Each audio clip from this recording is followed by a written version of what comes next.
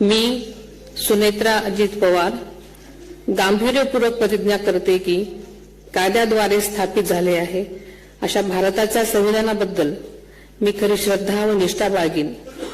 मी भारताची सार्वभौमता व एकात्मता उन्नत राखीन। मी महाराष्ट्र राज्याची उपमुख्यमंत्री म्हणून माझी कामे निष्ठापूर्वक व सद्विवेक बुद्धीने पार पाडेन आणि संविधान व कायदा यानुसार सर्व तऱ्हेच्या लोकांना मी गांभीर्यपणे व निपक्षपातीपणे तसेच कोणाच्याही विषयी ममत्वभाव किंवा आकस न बाळगता न्याय वागणूक देईन।